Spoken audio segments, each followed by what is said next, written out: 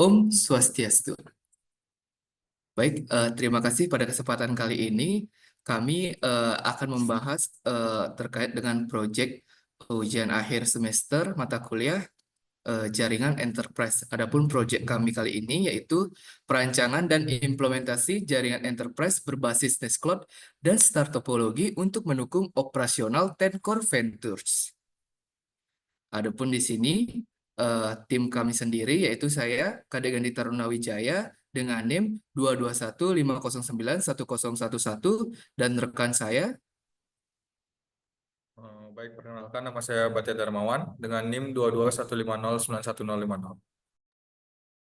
Baik, terima kasih. Perkenalkan, nama saya Ngurah Eka Prayoga dengan NIM 2215091015. Baik, adapun penjelasan kali ini yaitu berbagai pengembangan untuk jaringan enterprise yang akan dibangun. Adapun Tencor Ventures sendiri itu merupakan perusahaan fiksi di mana dalam pengelolaan lingkungan yang berbasis berkelanjutan. Adapun tujuan implementasi yang pertama itu adalah meningkatkan efisiensi operasionalnya, kemudian mengurangi ketergantungan pada solusi konvensional dan menciptakan sistem yang berkelanjutan di mana kebutuhan efisiensi, kemudian optimalisasi sumber daya, dan juga sistem yang berkelanjutan menjadi fokus pada proyek kali ini.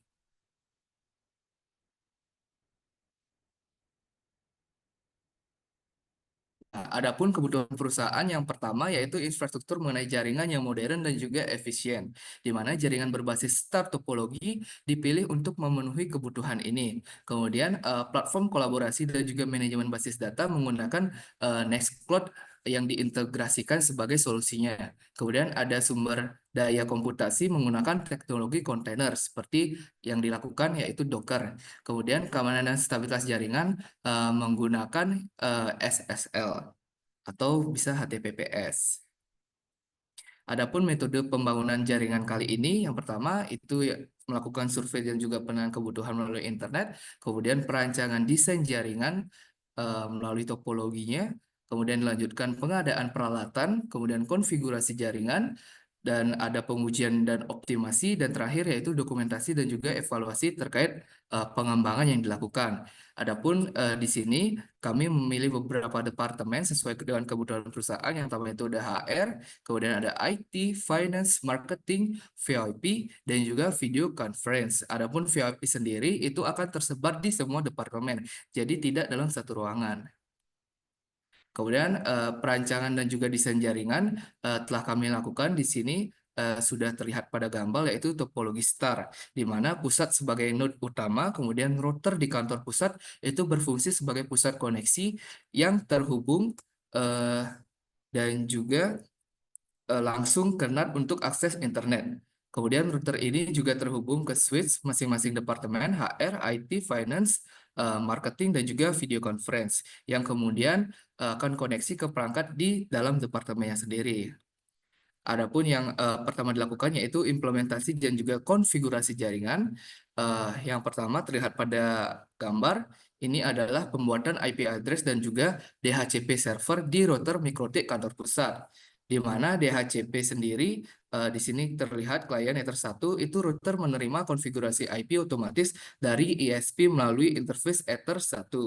Kemudian koneksi point to point Ether 2 dan juga Ether 3 itu ke interface Ether 2-nya dengan IP 192.168.20.1/30 dan juga Ether 3 dengan IP 192.168.30.1/30. Nah, itu untuk cabang 1 dan juga cabang 2. Kemudian dikonfigurasikan untuk koneksi point to point.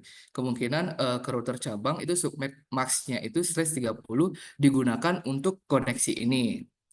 Kemudian di sini NAT diaktifkan pada interface Ether 1, di mana IP firewall ini NAT add can sama dengan src NAT out interface Ether 1 dengan action mesh query agar perangkat di jaringan lokal itu dapat mengakses internet. Seperti salah satunya jaringan lokal di sini itu ada interface router 1 memiliki alamat IP 192.168.81.1/28 untuk jaringan departemen di kantor pusat. Kemudian DHCP server itu diaktifkan pada Ether 4. Kemudian range IP yang diberikan pada DHCP itu dari IP 192.168.81.2 sampai 192.168.81.14. Kemudian untuk gateway untuk DHCP-nya itu menggunakan IP 192.168.81.1. Kemudian untuk DNS server untuk DHCP kami menggunakan 192.168.122.1 dari ISP. Kemudian list time itu 10 menit. Jadi jaringan lokal lainnya itu seperti Ether 5 itu interface Ether 5 memiliki alamat IP 192.168.82.1/27 untuk jaringan departemen lain yang ada di kantor pusat. Kemudian di sini terlihat pada gambar itu ada IP route di kantor pusat. Mungkin salah satunya itu ada IP route at DST address 192.168.201.0/28 memiliki gateway yaitu 192.168.30.2.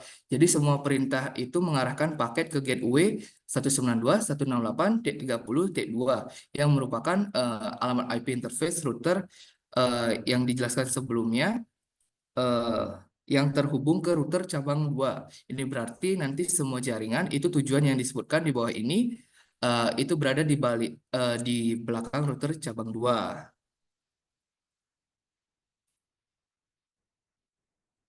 Kemudian di sini terlihat pada gambar itu ada IP address yang sudah terbuat di pusat. Di sini terlihat pada konfigurasi Ether 1 atau WAN internetnya itu mendapatkan IP secara dinamis ataupun DHCP-nya dari SP itu sendiri, yaitu 192.168.122.76/24. Ini adalah koneksi ke internet. Kemudian Ether 2-nya itu point to point IP statis 192.168.20.1/30. Itu digunakan untuk koneksi ke router cabang, di mana di sini ada dua ya, yaitu cabang 1 dan juga cabang 2. Kemudian Ether 3 itu IP statisnya yaitu 192.168.30.1. Ini pun juga akan dipakai ke sorry, tadi yang 192.168.20.1 itu untuk cabang 1, kemudian 192.168.30.1 itu digunakan untuk cabang 2-nya. Kemudian di sini ada Ether 4-nya, itu 192.168.81.1 itu untuk jaringan lokal. Kemudian Ether 5-nya itu untuk jaringan lokal dengan 30 host usable. Kemudian Ether 6-nya itu untuk jaringan lokal juga dengan 14 host usable. Ether 7 itu juga sama untuk jaringan lokal dengan 30 host usable. Kemudian ada Ether 8 untuk jaringan lokal 14 host usable, dan terakhir itu ada Ether 9 itu untuk jaringan lokal 6 host usable. Satu interface itu untuk internet ataupun DHCP, 2 untuk koneksi point to point ke cabang, dan sisanya untuk jaringan lokal dengan jumlah host yang berbeda-beda. Jadi tergantung subnet maksnya. Kemudian di sini ada konfigurasi IP address cabang 1 yang mendapat gateway dari pusat yaitu 192.168.20.1. Jadi di sini terlihat pada code itu koneksi ke pusat ataupun Ether 1-nya itu memiliki pertama ada IP statisnya, kemudian gateway-nya itu akan ke pusat diatur ke 192.168.20.1. Kemudian untuk DNS server diatur ke 192.168.122.1, itu DNS server pusatnya.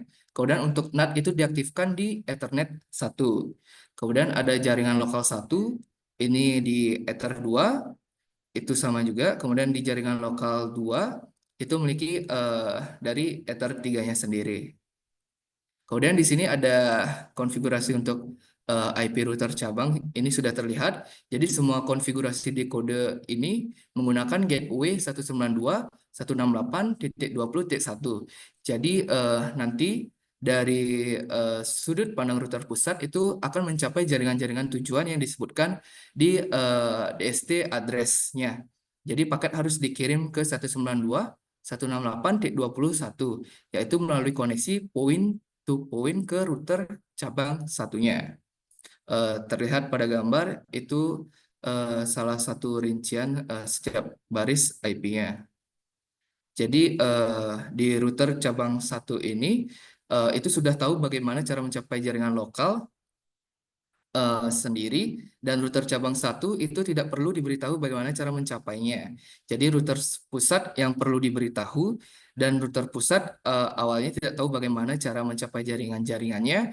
Kemudian konfigurasi ini memberitahu router pusat bahwa untuk mencapai jaringan tersebut ia harus mengirim lalu lintas melalui koneksi point to point ke router cabang satu melalui IP titik 20.1 tersebut. Kemudian di sini ada IP address yang terbentuk pada kantor cabang satu, di mana yang pertama konfigurasi ini, yang pertama itu ada Ether 1, yaitu koneksi ke pusat. Kemudian Ether 2 sampai Ether 7-nya itu merupakan jaringan lokal atau LAN. Jadi masing interface terhubung ke jaringan LAN yang berbeda dengan IP dan subnet seperti terlihat pada gambar. Kemudian cabang satu itu juga terhubung melalui pusat melalui Ether 1 dan memiliki 6 jaringan lokal yang terpisah melalui Ether 2 sampai Ether 7. Nah, di sini yaitu konfigurasi IP address cabang maaf, di sini salah, IP cabang 2 ya, IP cabang 2 yang mendapat gateway dari pusat yaitu 192.168.30.1.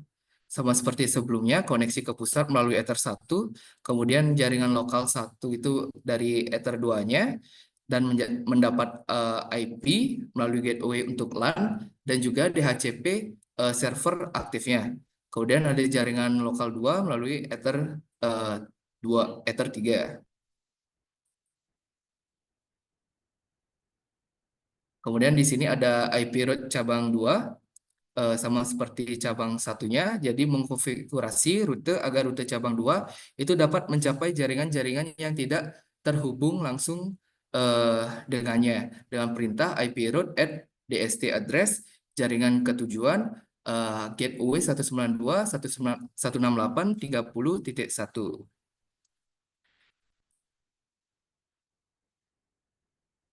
Nah, terlihat pada gambar, ini adalah IP address yang terbentuk pada kantor cabang 2. Di sini terlihat konfigurasi setiap interface. Jadi 192.168.30.2/30 itu adalah Ether satunya yang memiliki alamat IP-nya, kemudian ada subnet masknya sendiri, dan interface-nya menuju ke Ether 1. Jadi ini merupakan konfigurasi untuk koneksi point to point ke router kantor pusat. Kemudian ada slash 30-nya yang hanya menyediakan 2 alamat IP yang valid. Yang satu untuk router cabang 2 dan yang lainnya untuk router kantor pusatnya, yaitu 192.168.30.1. Kemudian di sini Ether 2-nya sama juga memiliki 192.168.201.1.28. Ini juga sama untuk konfigurasi untuk jaringan lokal pertama di cabang kedua. Kemudian seperti selanjutnya. Baik, mungkin kita bisa langsung menuju ke GNS-nya untuk memperlihatkan bahwa konfigurasi dan juga implementasi topologinya menggunakan topologi star itu sudah terbentuk. Baik, setelah melakukan konfigurasi tadi, sekarang sudah terlihat kami sudah melakukan implementasinya melalui GNS 3 untuk pengembangan virtual jaringannya.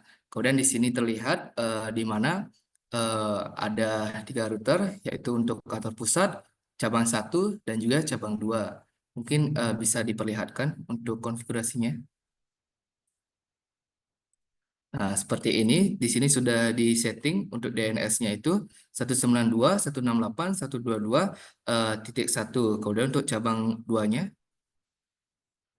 nah di sini juga sudah. Kemudian cabang satunya. Nah, Sekian untuk konfigurasi jaringan sesuai dengan kebutuhan perusahaan. Untuk pengembangan selanjutnya yaitu membangun Nextcloud yang akan dijelaskan oleh teman saya. Baik, terima kasih. Kali ini saya akan menjelaskan terkait instalasi dan konfigurasi Nextcloud.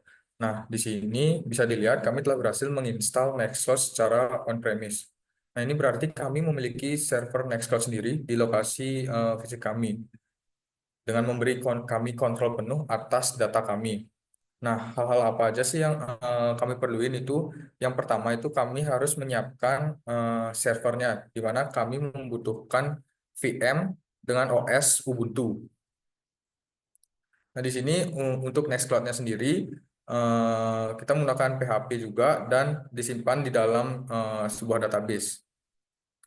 Nah, kami juga perlu menginstal web servernya berupa NGX dan database server. Lalu untuk download Nextcloud itu sendiri, kita mengunduh versi yang terbaru dari Nextcloud dari situs webnya. Lalu untuk selanjutnya itu adalah mengekstrak file Nextcloud yang diunduh ke direktori web server kami. Nah, pada konfigurasi tambahannya juga, kami dapat mengkonfigurasi fitur tambahannya seperti SSL nantinya.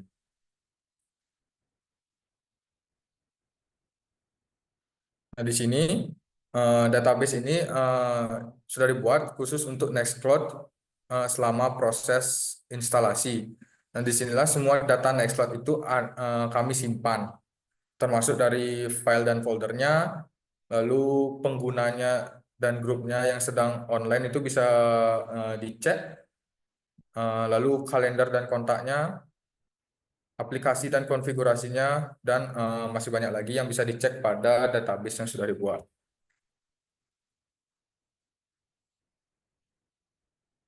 Nah, untuk apps-nya sendiri, saya akan menunjukkannya.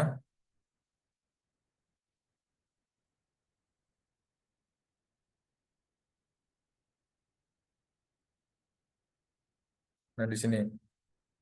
Apps itu sendiri, kami telah membuat fitur aplikasi monitoring kalender. Nah, setelah berhasil melakukan instalasi dan konfigurasi Nextcloud ini, kami membuat kalender, aplikasi mail, kontak, deck, dan forms. Nah, instalasi aplikasi ini dirancang untuk mendukung pengelolaan dan kolaborasi yang lebih efektif dalam lingkungan kerjanya. Sesuai dengan kebutuhan yang dijelaskan pada proposal proyek, setiap aplikasi yang memiliki peran dan fungsinya masing-masing yang saling melengkapi untuk menciptakan ekosistem kerja yang efisien. Nah, untuk aplikasi mail ini berfungsi untuk mempermudah komunikasi antar karyawan maupun pihak eksternal melalui platform Nextcloud. Dengan integrasi ini, pengguna dapat mengakses dan mengelola email perusahaan secara langsung tanpa memerlukan aplikasi pihak ketiga, sehingga mendukung efisiensi komunikasi dalam perusahaan. Nah, selain itu, ada aplikasi kontak yang memberikan solusi terpusat untuk pengelolaan data karyawan, klien, dan mitra bisnis dengan fitur penyimpanan dan sinkronisasi yang dimilikinya. Aplikasi ini memastikan data kontak selalu terkini dan mudah diakses. Lalu untuk di sini ada aplikasi Deck telah diimplementasikan. Nah, Deck ini memungkinkan tim untuk mengelola tugas dengan tampilan berbasis Kanban yang intuitif. Dengan adanya aplikasi ini, pelacakan tugas dan kolaborasi antar tim menjadi lebih transparan dan terorganisasi sesuai dengan tujuannya. Di sini bisa kita lihat cara pembuatan dari cara penggunaan dari aplikasi Deck ini. Ini tinggal kita membuat new tag dan dia akan tampil di sini. Dia akan tampil di sini. Ini Deck ini sama seperti dalam penggunaan Trello. Nah, di aplikasi Form, nah di sini digunakan untuk pengumpulan data secara sistematis. baik melalui survei, kuesioner, maupun formulir isian lainnya.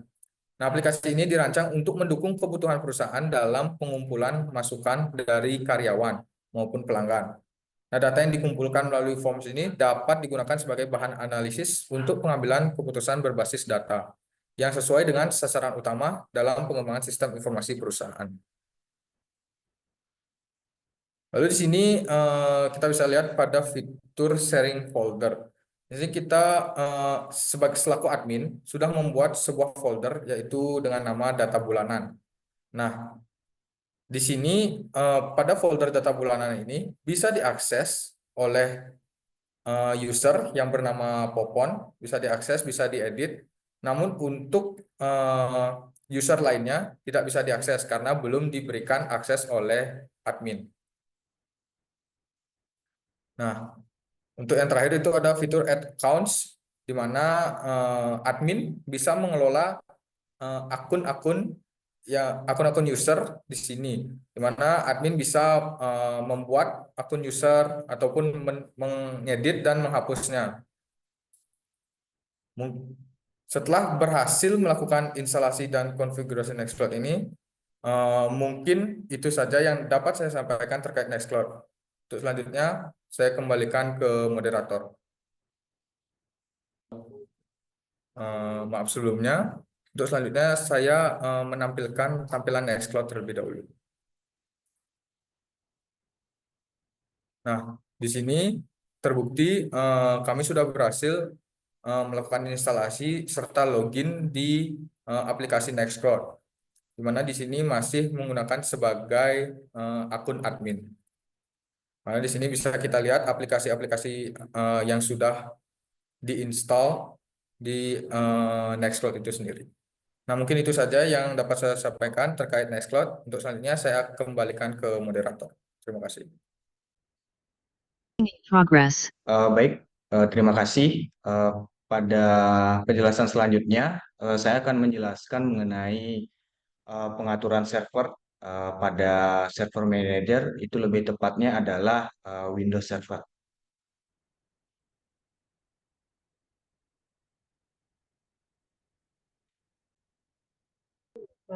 Baik, di Windows Server itu sendiri secara umum yang kami lakukan itu ada 4 pengaturan.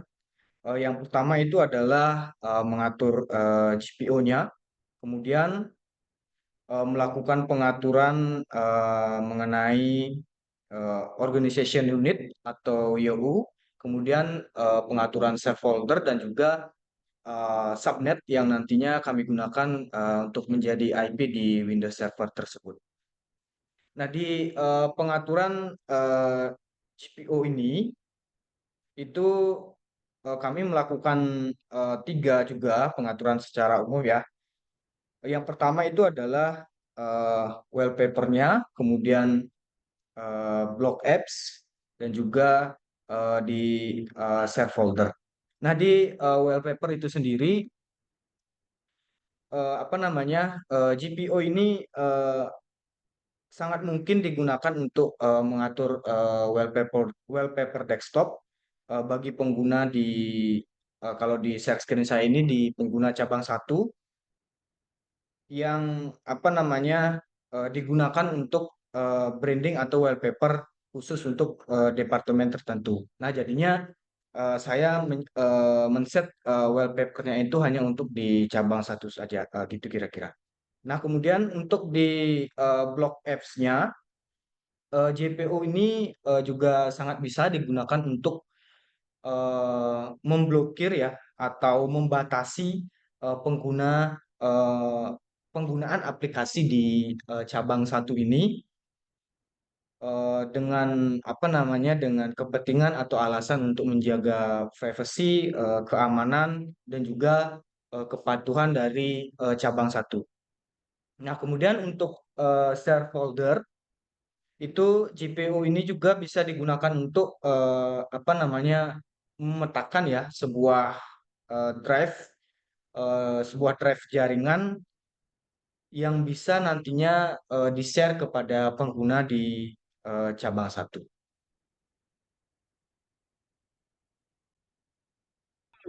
Nah, saya lanjutkan kembali.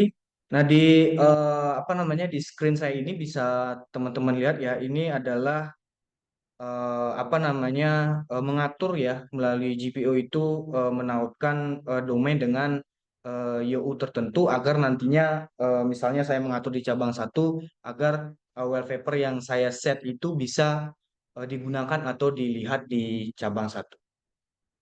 Nah, ini bisa teman-teman lihat untuk pengaturan wallpaper dengan menautkan dengan UU di cabang satu. Nah, kemudian untuk apa namanya hasilnya ya, sebentar akan saya tunjukkan. Ini merupakan hasil ya dari apa namanya tadi wallpaper menautkan dengan JPU-nya itu menautkan domain dan dengan UU-nya sehingga di cabang satu itu terset wallpaper-nya itu seperti ini.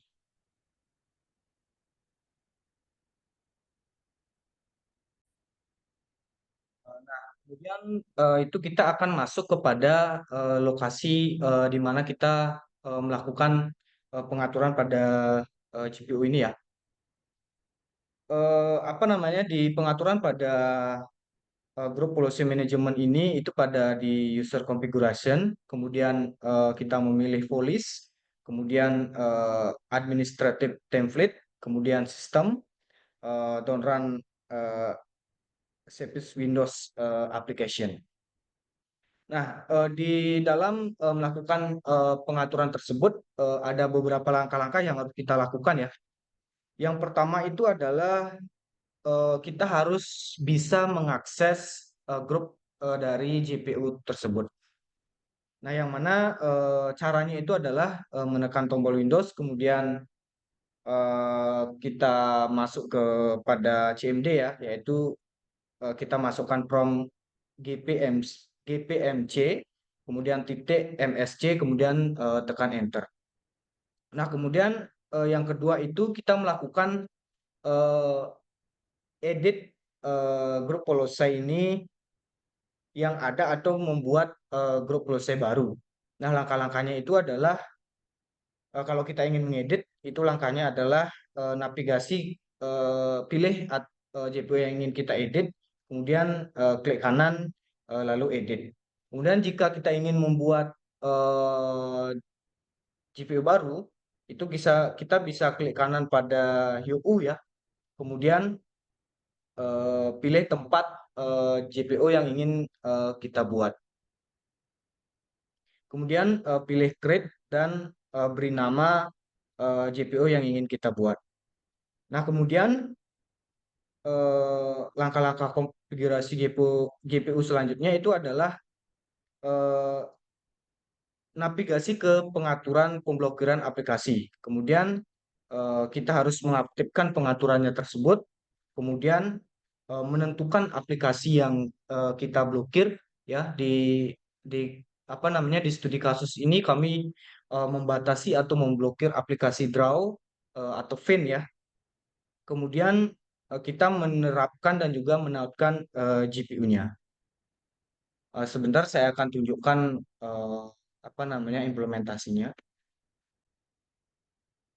Nah, ini merupakan apa namanya implementasi dari penerapan add atau edit GPU tadi.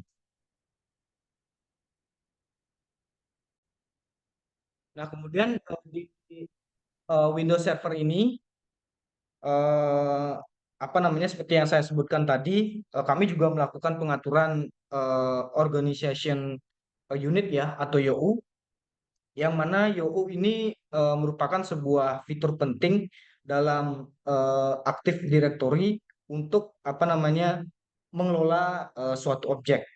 Nah, dengan menggunakan YOU ini secara efektif ya, apa namanya admin atau administrator itu dapat mengontrol dan juga menerapkan grup policy secara spesifik dan mengelola lingkungan Active Directory dengan lebih efisien. Nah, terutama dalam hal konteks organisasi yang memiliki banyak eh, cabang ya atau departemen Nah, sehingga bisa teman-teman lihat pada gambar tersebut, ini merupakan contoh penggunaan YOU ya, yang memisahkan objeknya itu berdasarkan cabang. Jadi di sini itu ada dua cabang ya, ada cabang satu dan juga cabang dua.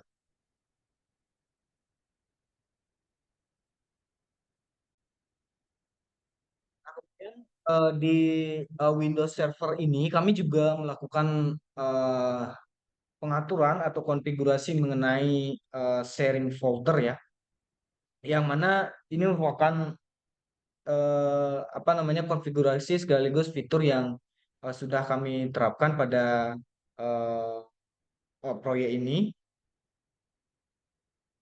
Nah, di konfigurasi ini itu kami eh, menampilkan grup volume management yang bertujuan untuk membuat folder secara otomatis di apa namanya di perangkat atau komputer klien. Eh, apa namanya melainkan ini tidak melakukan sharing ya pada folder yang sudah ada. Nah, jadi kami itu lebih pada meng-create folder yang baru, tidak men-sharing folder yang sudah ada.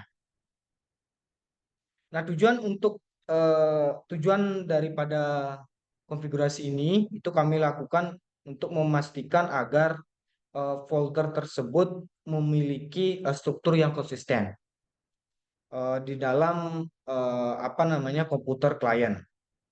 Nah, hal ini sangat berguna ya dalam beberapa skenario seperti penyimpanan terpusat wallpaper, kemudian eh, menampilkan desktop yang lebih seragam atau pengaturan yang lebih seragam. Nah, selain itu, konfigurasi ini juga bermanfaat untuk memastikan ketersediaan folder yang dibutuhkan oleh klien atau aplikasi tertentu di lokasi yang lebih spesifik yang sudah kami tentukan.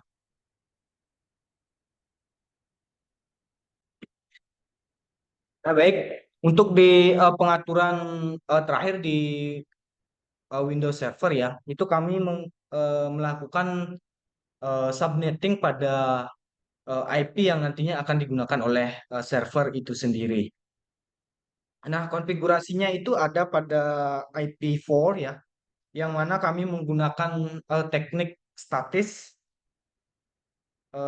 yang sangat penting tentunya agar eh, server ini bisa diakses nantinya.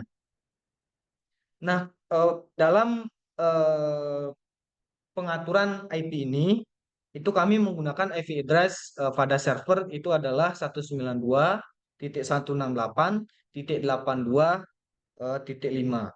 Nah, kemudian di eh, apa namanya di DNS di mohon maaf di depot gateway itu kami menggunakan 192.168.82.1. Nah, kemudian di DNS-nya kami samakan dengan IP address yang mana itu 192.168.82.5.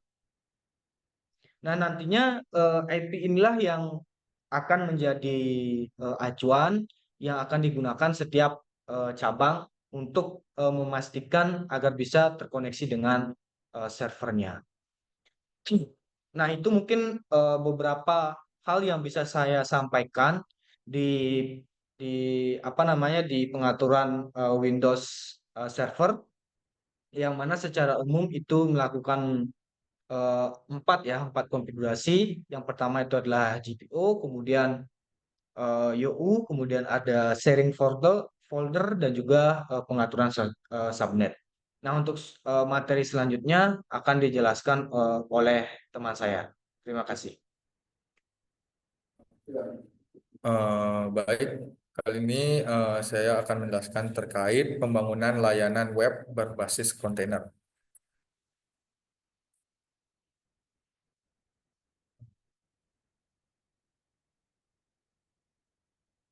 Baik, di sini pada konfigurasi bisa kita lihat di sini pada gambar ya.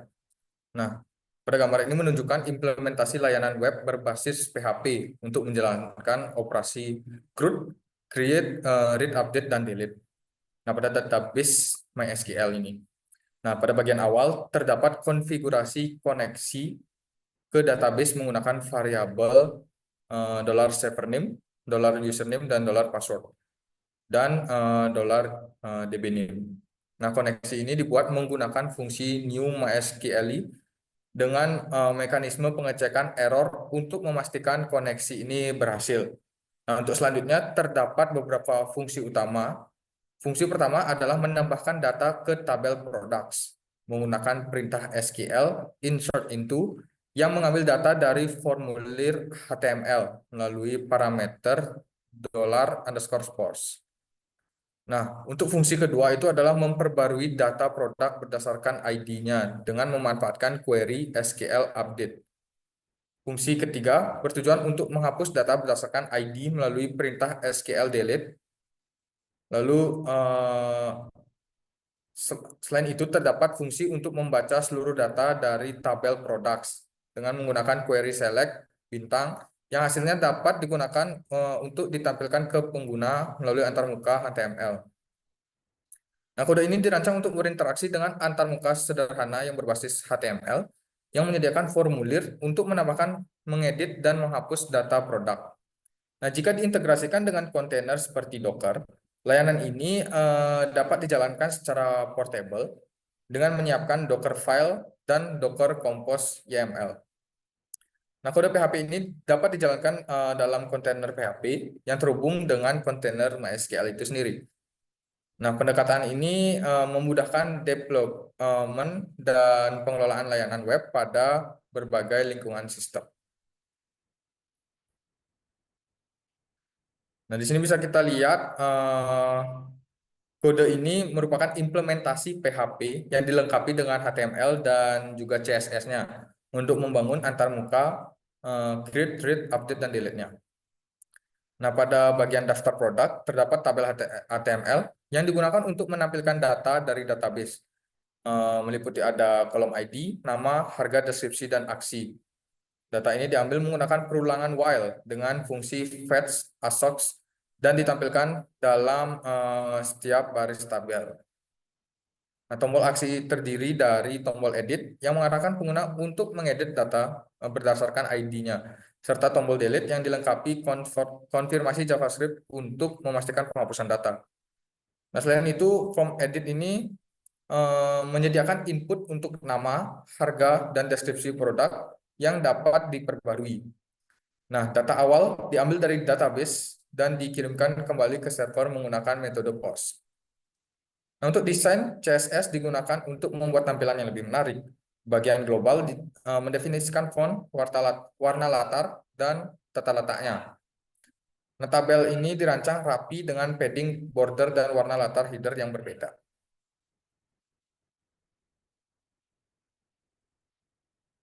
Nah, di sini bisa kita lihat pada Docker Compose YAML, file ini mengotomatiskan pembuatan dan konfigurasi 3 kontainer, NGX, PHP, dan MySQL, di mana menghubungkannya dalam satu jaringan dan memasang volume untuk konfigurasi dan data, sehingga memudahkan development aplikasi web. Nah, file ini mendefinisikan 3 layanan yang bekerja sama untuk menjalankan aplikasi web. NGX itu menggunakan image NGX versi terbaru, menerima koneksi pada port 81 di host dan meneruskan ke port 80 di kontainer, memasang konfigurasi NGX dari /NGX/default.conf dan webroot dari HTML. Nah, bergantung pada layanan PHP dan MySQL dan terhubung ke jaringan root network. Lalu untuk yang PHP itu adalah membangun image dari Docker file yang ada di directory /php. Memasang webroot dari /html dan terhubung ke jaringan root network. Nah, untuk MySQL itu sendiri itu menggunakan image MySQL versi terbaru dengan mengatur password root, nama database, user, dan password user melalui environment variable. Dan menyimpan data database secara persisten di volume db_data. mana menjalankan script inisialisasi database dari /mysql/init.sql saat kontainer pertama kali dimulai. Nah, MySQL ini juga terhubung ke jaringan CRUD network.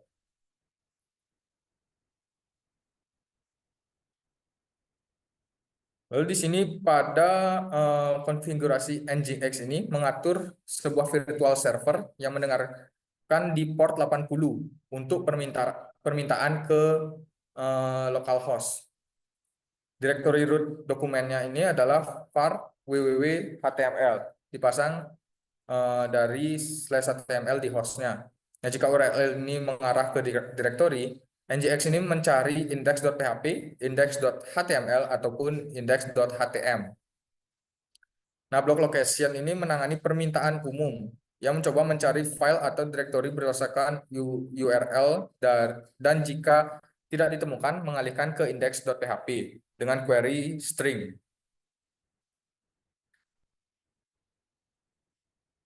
Nah, untuk selanjutnya bisa kita lihat hasil dari CRUD itu, hasil dari web yang dibuat. Ini merupakan antar muka pengguna yang sederhana dan umum untuk aplikasi CRUD. Mungkin saat ini kita langsung lihat saja pada project kita.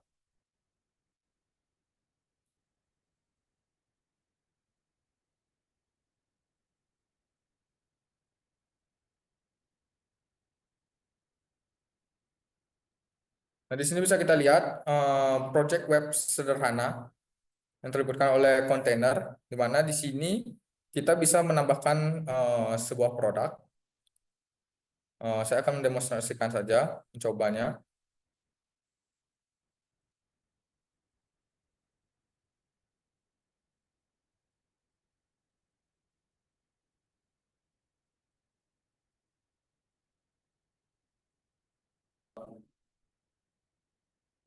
Baik, di sini saya akan coba demonstrasikan cara penggunaan web ini. Misalnya membuat nama produk terlebih dahulu.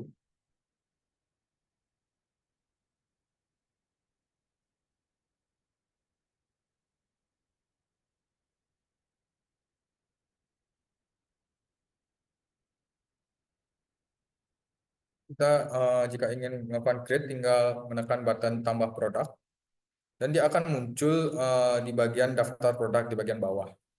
Dan jika kita ingin mengeditnya itu juga bisa. Seperti yang saya bilang sebelumnya, dia akan muncul dari nama produk, harga produk, dan deskripsi produk untuk diedit. Sini kita coba.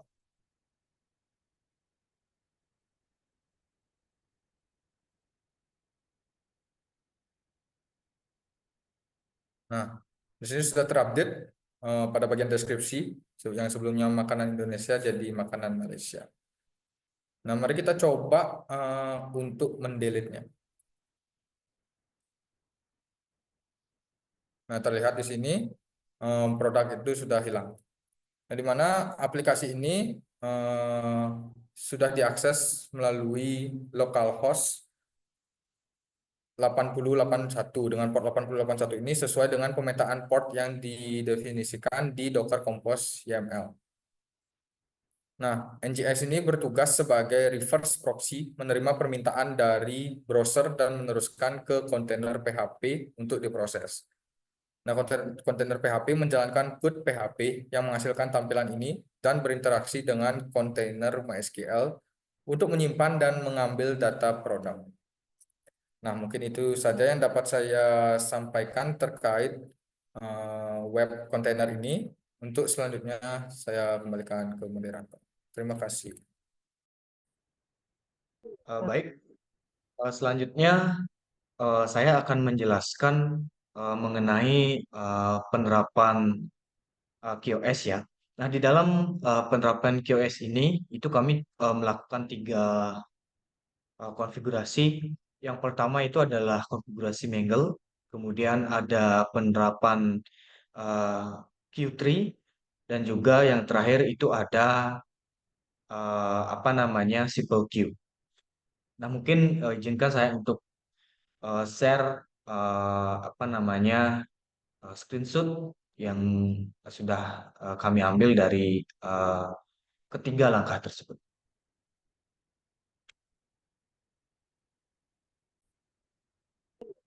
Nah, seperti yang bisa teman-teman lihat di apa namanya di layar ya, ini merupakan pengaturan Menggel yang kami terapkan, yang dimana Menggel ini itu digunakan untuk eh, menandai sebuah paket ya berdasarkan eh, kriterianya, apakah itu berdasarkan port, apakah berdasarkan protokol, dan juga eh, IP tujuannya. Nah, nantinya eh, apa namanya dalam penerapan Mangle ini itu akan langsung terkoneksi dengan Q3 yang nantinya akan mengatur alokasi bandwidth ya berdasarkan eh, tanda atau kriteria yang diberikan oleh Mangle tersebut. Nah, dalam Mangle ini itu kami apa namanya memastikan prioritas traffic untuk mendapatkan bandwidth walaupun dalam kondisi jaringan itu sibuk. Nah, sehingga apa namanya eh, konfigurasi Mangle ini bisa digunakan walaupun dalam keadaan jaringan yang seperti saya bilang tadi itu dalam keadaan sibuk. Nah, kemudian di dalam Mangle ini itu kami melakukan pengaturan General Mangle juga. Sebentar akan saya tunjukkan. Di dalam pengaturan General Mangle ini itu chain yang kami gunakan itu adalah chain forward, kemudian menggunakan protokol 6TCP ya.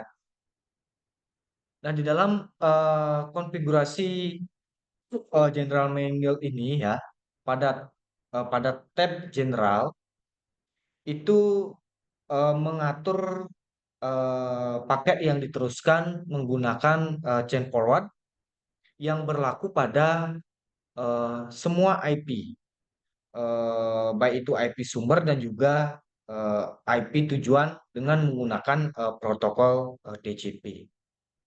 Nah, pada apa namanya filter utamanya itu terletak eh, apa namanya di kolom DST port dengan menggunakan protokol HTTPS.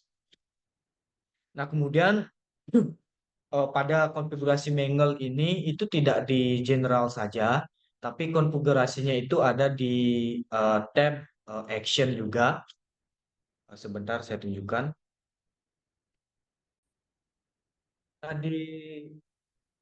di tab action ini itu kita apa namanya menentukan tindakan atau aksi yang akan kita lakukan pada paket tersebut.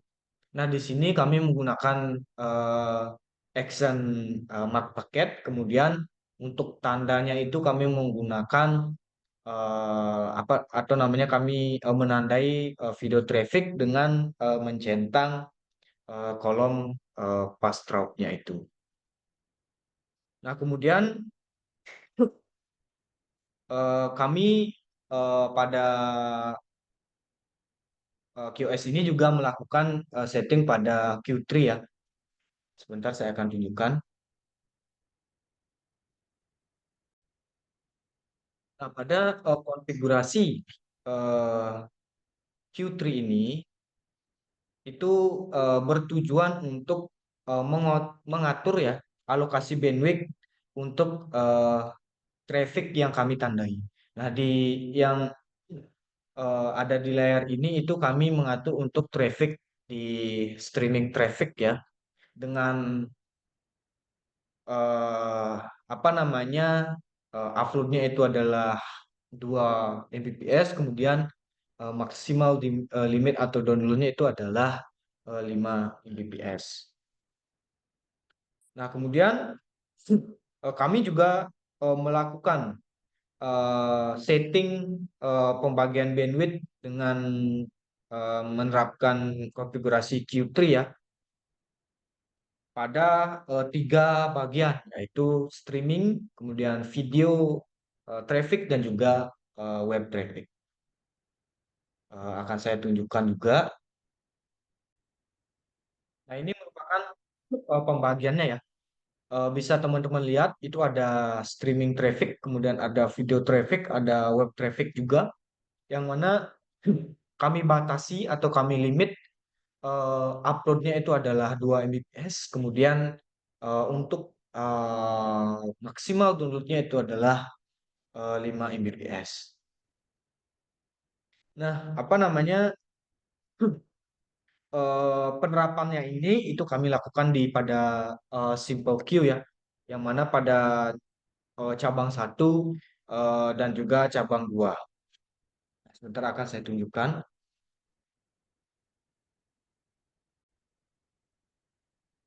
Nah, pada pengaturan Simple Queue ini atau pembatasan bandwidth ya, itu di cabang 1 dan juga cabang 2.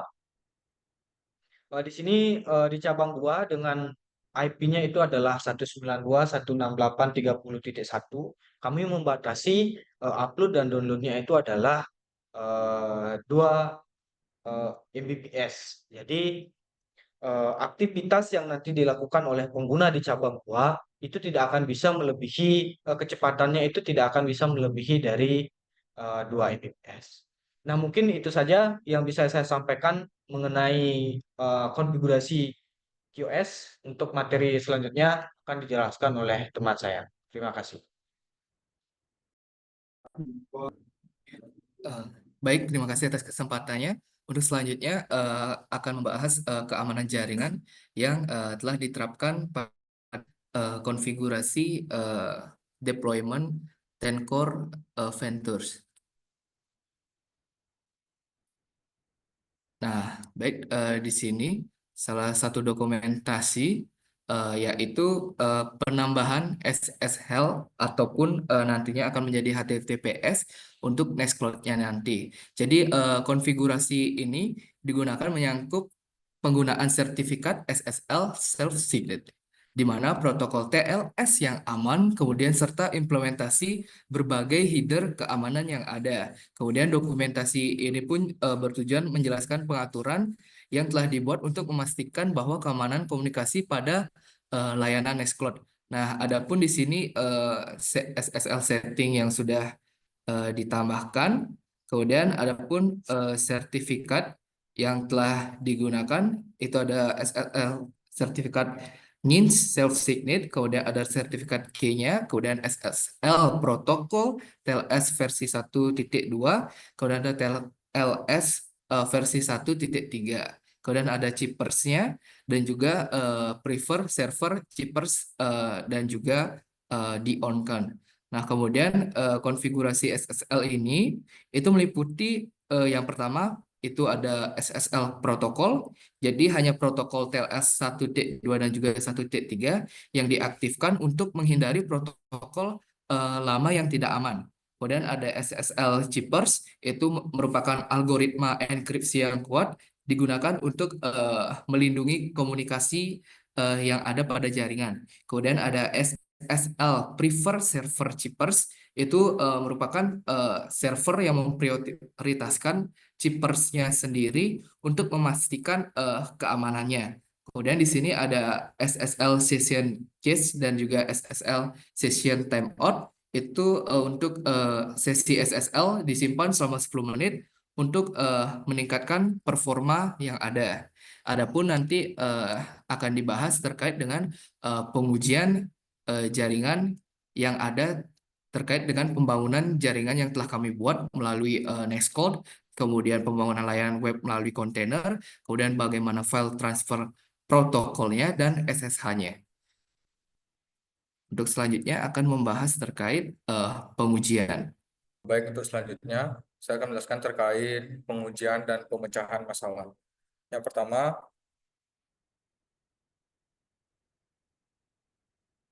kita akan lihat dari pengujian file transfer menggunakan FTP.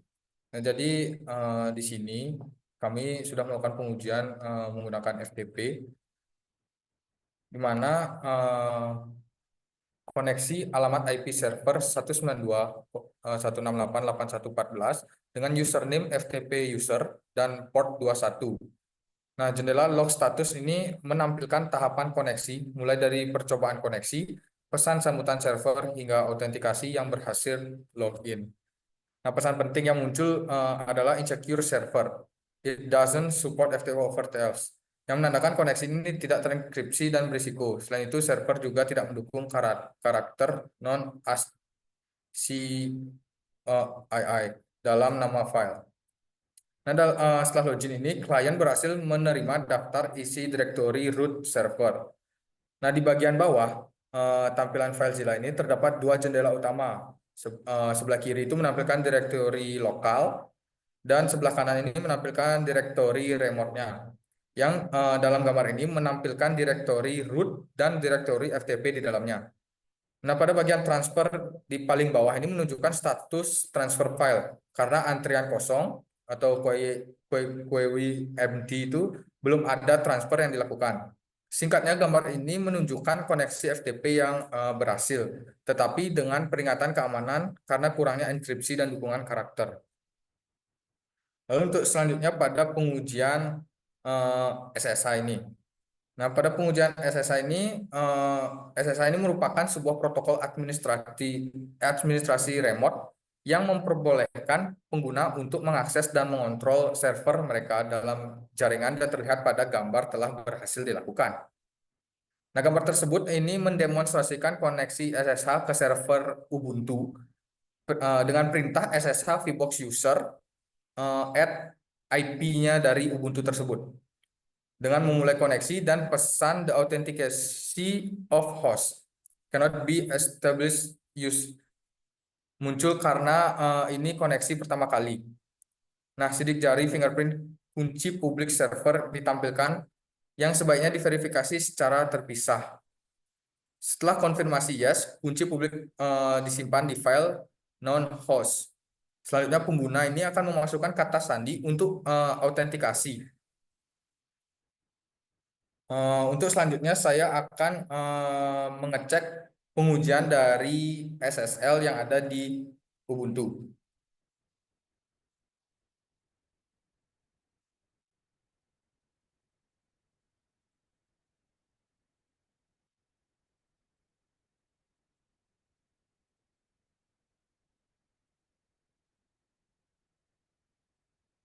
Nah, pada pengujian SSL yang kami telah terapkan ini, kami telah berhasil membuat Nextcloud ini yang sebelumnya menggunakan HTTP, sekarang bisa menggunakan HTTPS. Nah, mungkin itu saja yang dapat saya sampaikan terkait pengujiannya. Untuk selanjutnya, saya kembalikan ke moderator. Terima kasih. Baik, terima kasih. Untuk selanjutnya, kita akan melakukan pengujian terhadap layanan web yang telah dibuat untuk khususnya nanti menghandle klien dan juga sebagainya. Nah, setelah membuat CRUD tadi, tampilan CRUD, di sini kami melakukan pembuatan atau pengembangan layanan web berbasis kontainer. Nah, saat ini kita akan melakukan pengujiannya menggunakan bantuan tools yaitu Nmon. Nah, Nmon sendiri ini bisa dilakukan penginstalan melalui apt get Nmon. Nah, karena di sini saya sudah melakukan penginstalan, jadi tinggal masuk ke Nmon-nya sendiri. Seperti ini. Nah, di sini ada berbagai pengecekan, tetapi karena di sini fokus untuk efisiensi, jadi akan dilakukan untuk pengecekan CPU long term. Jadi di sini tinggal klik L saja dan langsung berjalan bagaimana penggunaan CPU saat ini. Nah, di sini saya sudah membuka tampilan web ya, web kami Core Ventures. Di sini coba kita ketikkan saja. Bebas ya, karena harus ada aktivitas sebelum melakukan pengujiannya. Di sini sudah saya lakukan aktivitas ketik, misalkan me. Nah, kemudian kita cek pada long term. Nah, di sini langsung naik ya saat melakukan pengetikan, itu sampai 40%. Nah, jadi sudah berhasil. Nah, biasanya kalau website besar, itu bisa sampai penggunaan CPU-nya mencapai 80 sampai 90%. Nah, di sini setelah melakukan kontainer itu sudah sangat berhasil ya untuk efektivitas dan juga efisiensi penggunaan CPU. Jadi walaupun di sini kita sampai tambah produk dan juga sebagainya, hmm, misalkan di sini 2000 tambah produk dan ya di sini pun juga terlihat CPU-nya berhasil. Jadi sekian untuk pengujian dari layanan web berbasis kontainer menggunakan tools Enmon. Sekian, terima kasih dan selanjutnya akan dilakukan eh, pengujian selanjutnya. Selanjutnya itu adalah pengujian dari QoS. Ini ada beberapa hal yang ingin kita uji. Di antara itu ada throughput, kemudian jitter, kemudian ada delay dan juga paket loss-nya. Yang nanti akan kita apa namanya jumlahkan, kemudian rata-ratakan dan hasilnya itu akan menentukan apakah kualitas jaringan di layanan yang kami buat ini memuaskan atau kurang memuaskan. Nah, untuk yang pertama itu di Dropfood ya. Di Dropfood itu bisa kita lihat di sini ada dua parameter. Yang pertama itu adalah throughput yang kita dapatkan dari sender dan juga throughput yang kita dapatkan dari receiver. Nah, untuk mengecek throughput secara keseluruhannya itu kita cari rata-ratanya. Di sini 2,0,9 bit itu ditambah dengan 1,91 itu jadinya 4 bit sehingga rata-rata dari throughput ini itu adalah 2 bit per second. Nah, sehingga untuk indeksnya itu berada di indeks 3 atau memuaskan. Nah, kemudian untuk jitter. Nah, untuk menghitung jitter itu kita harus mencari transfer data maksimum dan transfer data minimum.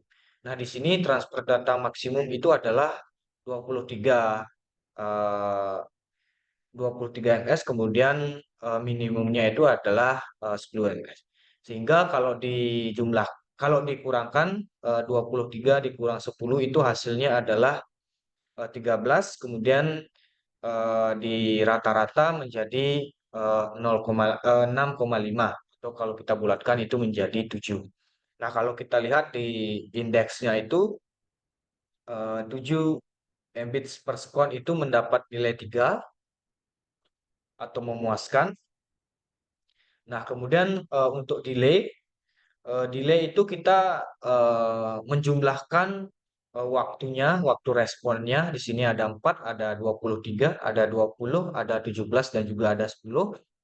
Nah, itu kita jumlahkan, kemudian cari rata-ratanya dan mendapat angka 17,5 atau yang saya bulatkan menjadi 18 dengan nilai indeks itu adalah 4 atau memuaskan. Nah, kemudian untuk paket loss-nya itu ada 0 ya. Di sini dilihat 0 dengan nilai indeks itu adalah 4 atau kategori eh, memuaskan. Nah, untuk perhitungan kualitas layanannya, sudah dari throughput, jitter, delay, dan juga paket loss itu dijumlahkan mendapat hasil 14 Mbit per second. Nah, sehingga kalau dirata-ratakan itu hasilnya 3,5. Nah, berdasarkan parameter QoS itu angka atau hasil 3,5 itu eh, apa namanya mendapatkan atau menduduki kategori memuaskan. Nah, itu mungkin eh, pengujian dari QoS. Jadi layanan ini kategori memuaskan. Nah, untuk selanjutnya saya serahkan ke teman saya. Terima kasih. Baik, sekian dari implementasi, kemudian terkait dengan pengujian yang kami dapatkan, ternyata FTP telah berhasil dilakukan. Kemudian untuk SSL ataupun Nextcloud kami sudah mempunyai keamanan HTTPS. Kemudian eh, ada SSH juga untuk remote server. Kemudian untuk hasil dari quality of service ataupun QoS itu mendapatkan hasil 3,5 yang dikategorikan sangat memuaskan. Kemudian layanan web yang sudah dibuat melalui kontainer pun juga telah berhasil, di mana mendapatkan implementasi yang sangat baik. Adapun dari project ini yaitu terkait dengan perancangan jaringan enterprise berbasis Nextcloud dan juga Star Topology telah berhasil dilakukan. Dan maaf apabila ada salah kata dari kami ucapkan maaf dan kami tutup dengan para mesanti. Om Santi Santio.